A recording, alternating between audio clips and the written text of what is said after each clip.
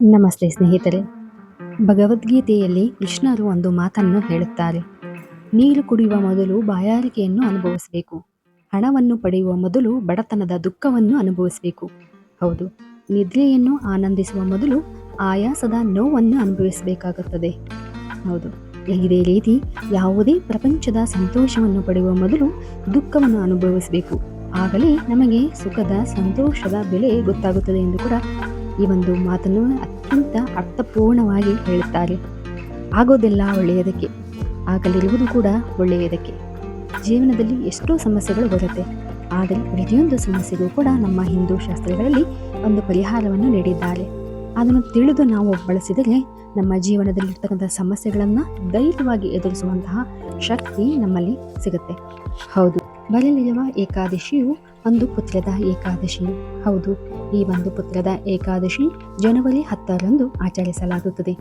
ಹೌದು, ಈ ಒಂದು ವ್ರತ ಅಂದರೆ ಯಾವುದೇ ವ್ರತ ಎಂದರೆ ದೇವರಿಗೆ ಸ್ವಲ್ಪ ಸಮಯವನ್ನು ಮೀಸಲಿಡುವುದು ಆಗಿರುತ್ತದೆ. ಹೀಗಿರುವಾಗ ಉಪವಾಸವು ನಮಗೆ ದೇವರ ಹತ್ತಿರ ನಮ್ಮ ಮನಸ್ಸನ್ನು ಕೇಂದ್ರೀಕರಿಸಲು ಸಹಾಯ ಮಾಡುತ್ತದೆ. ಹೌದು, ಹಾಗೂ ಈ ಉಪವಾಸದ ಸಮಯದಲ್ಲಿ ಮನಸ್ಸಿನಲ್ಲಿ ಯಾವುದೇ ರೀತಿಯ ತಪ್ಪು ಆಲೋಚನೆಗಳು ಬರಬಾರದು. ಪುಷ್ಯ ಮಾಸದ ಶುಕ್ಲ ಪಕ್ಷದ ಏಕಾದಶಿಯನ್ನು ಪುತ್ರದ ಏಕಾದಶಿ ಎಂದು ಕೂಡ ಕರೆಯಲಾಗುತ್ತದೆ. ಹೌದು, ಈ ಒಂದು ಏಕಾದಶಿಯನ್ನು ಸುದರ್ಶನ ಚಕ್ರಧಾರಿ ಭಗವಾನ್ ವಿಷ್ಣುವನ್ನು ಈ ದಿನ ಪೂಜಿಸಲಾಗುತ್ತದೆ. ಈ ಒಬ್ಬ ವ್ಯಕ್ತಿಯು ಈ ದಿನದಂದು ಉಪವಾಸ ಮಾಡಿದರೆ ಅಂತಹ ವ್ಯಕ್ತಿಗೆ ಸಂತಾನ ಭಾಗ್ಯ ದೊರೆಯುತ್ತದೆ ಎಂದು ಕೂಡ ಹೇಳಲಾಗ್ತದೆ. ಹೌದು, ಈ ಒಂದು ಪುತ್ರದ ಏಕಾದಶಿ ಎಂದು ಅತ್ಯಂತ ಜನಪ್ರಿಯವಾಗಿದ್ದು, ಪುರಾಣಗಳಲ್ಲಿ ತಿಳಿಸಿರುವಂತೆ ಪುತ್ರದ ಏಕಾದಶಿಯು ಅತ್ಯಂತ ಮಹತ್ವಪೂರ್ಣವಾಗಿದ್ದು ಮತ್ತು ಶ್ರೇಷ್ಠವಾಗಿದ್ದು, ಹಾಗೂ ಯಾರಿಗೆ ಒಂದು ಪುತ್ರರ ಬಯಕೆ ಇರುತ್ತದೆಯೋ ಅಂತಹವರು ಈ ಪುತ್ರದ ಏಕಾದಶಿಯನ್ನು ಆಚರಿಸುವುದರಿಂದ ಪುತ್ರ ಸಂತಾನವಾಗುತ್ತದೆ ಎಂದು ಕೂಡ ಹೇಳಲಾಗ್ತದೆ. ಅಷ್ಟೇ ಅಲ್ಲದೆ ಮಕ್ಕಳಿದ್ದವರು ಕೂಡ ಈ ಒಂದು ಪುತ್ರದ ಏಕಾದಶಿಯನ್ನು ಆಚರಿಸುವುದರಿಂದ ಮಕ್ಕಳಿಗೆ ದೇವರು ಎಲ್ಲ ರೀತಿಯ ಆಯುಷು ಆರೋಗ್ಯವನ್ನು ಕೊಟ್ಟು ಕರುಣಿಸುತ್ತಾನೆ ಎಂದು ಕೂಡ ಹೇಳಲಾಗ್ತದೆ. ಹೌದು ಸ್ನೇಹಿತರೆ, ಈ ಏಕಾದಶಿ ಹಾಗೂ ಈ ಏಕಾದಶಿ ಉಪವಾಸದ ಆಚರಣೆಯ ಫಲದಿಂದ ಯಾವುದೇ ಮಕ್ಕಳು ದುಷ್ಟರಿಂದ ಹಾಗೂ ದುಷ್ಟತನದಿಂದ ರಕ್ಷಿಸಿಕೊಳ್ಳಲು ಸಹಾಯಕವಾಗುತ್ತದೆ ಎಂದು ಕೂಡ ಹಿಂದೂ ಶಾಸ್ತ್ರಗಳಲ್ಲಿ ತಿಳಿಸಲಾಗಿದೆ. ಹಾಗೂ ಈ ಏಕಾದಶಿ ಆಚರಣೆಯಿಂದ ಶಕ್ತಿ ಮತ್ತು ಸಂತೋಷವು ಸಿಗುತ್ತದೆ. ಹೌದು, ಈ ಪುತ್ರದ ಏಕಾದಶಿಯು ಪೂಜಾ ವಿಧಿವಿಧಾನಗಳನ್ನು ತಿಳಿದು ನಾವು ಏಕಾದಶಿ ದಿನದಂದು ವಿಷ್ಣು ದೇವನನ್ನು ಶ್ರದ್ಧೆಯಿಂದ ಪೂಜಿಸಿದರೆ ನಮ್ಮ ಎಲ್ಲ ಇಷ್ಟಾರ್ಥಗಳು ಆದಷ್ಟು ಬೇಗ ಶೀಘ್ರವೇ ನೆರವೇರುತ್ತದೆ ಎಂದು ಕೂಡ ಹೇಳಲಾಗ್ತದೆ.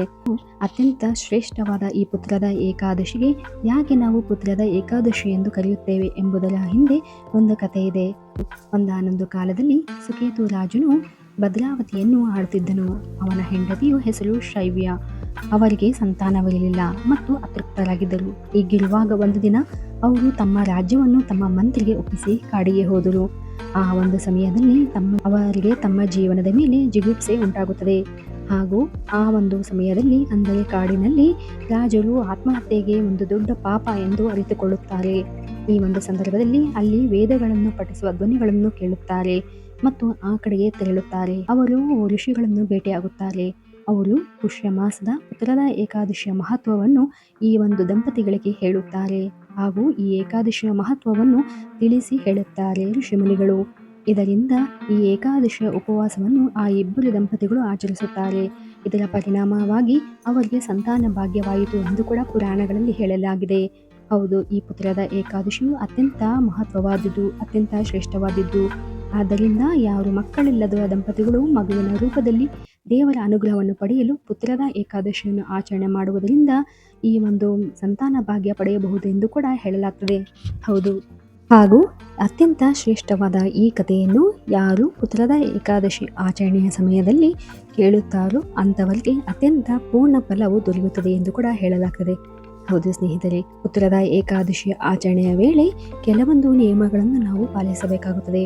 ಹೌದು, ಹಾಗಾದರೆ ಈ ಒಂದು ಪುತ್ರದ ಏಕಾದಶಿಯ ಆಚರಣೆ ಹೇಗೆ ಎಂಬುದನ್ನು ನೋಡೋಣ.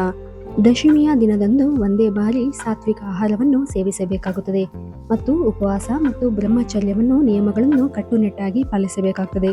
ಹೌದು, ಈ ಏಕಾದಶಿಯ ದಿನ ಮುಂಜಾನೆ ಸ್ನಾನದ ನಂತರ ಉಪವಾಸಕ್ಕಾಗಿ ಪ್ರತಿಜ್ಞೆ ಮಾಡಿ ಅಂದರೆ ಸಂಕಲ್ಪ ಮಾಡಿ ಹಾಗೂ ಗಂಗಾಜಲ ಮತ್ತು ತುಳಸಿ ದಳಗಳನ್ನು ಹಾಗೂ ಹೂವು ಮತ್ತು ಪಂಚಾಮೃತಗಳನ್ನು ಭಗವಾನ್ ನಾರಾಯಣನಿಗೆ ಅರ್ಪಿಸಬೇಕಾಗುತ್ತದೆ. ಅರ್ಪಿಸಿ ಪೂಜಿಸಿ ನಂತರ ಶ್ರದ್ಧಾ ಭಕ್ತಿಯಿಂದ ಆ ದೇವರಲ್ಲಿ ಬೇಡಿಕೊಳ್ಳಬೇಕಾಗುತ್ತದೆ. ಹಾಗೂ ಈ ಏಕಾದಶಿಯ ದಿನದಂದು ಯಾವುದೇ ರೀತಿಯ ಆಹಾರಗಳನ್ನು ಸೇವಿಸಬಾರದು ಎಂದು ಕೂಡ ಹೇಳಲಾಗುತ್ತದೆ.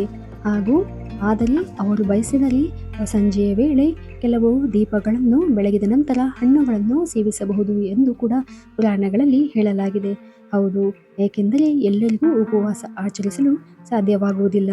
ಹಾಗೂ ಮರುದಿನ ದ್ವಾದಶಿ ಎಂದು ಬ್ರಾಹ್ಮಣರಿಗೆ ಆಹಾರವನ್ನು ನೀಡಿ ಹಾಗೂ ದಾನ ಮಾಡುವುದರಿಂದ ನಿಮ್ಮ ಉಪವಾಸವು ಅತ್ಯಂತ ಶ್ರೇಷ್ಠವೆನಿಸುತ್ತದೆ ಹಾಗೂ ಏಕಾದಶಿಯ ಆಚರಣೆಯು ಪೂರ್ಣ ಫಲವನ್ನು ನೀಡುತ್ತದೆ.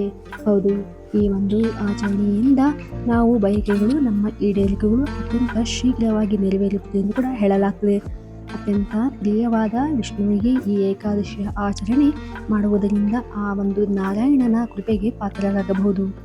ಈ ಪುತ್ರದ ಏಕಾದಶಿಯ ಆಚರಣೆಯಿಂದ ಸಕಲರಿಗೂ ಕೂಡ ಅವರ ಬೇಡಿಕೆಗಳು ಶೀಘ್ರವೇ ಫಲ ನೀಡಲಿ ಎಂದು ಕೂಡ ಬಯಸುತ್ತೇವೆ.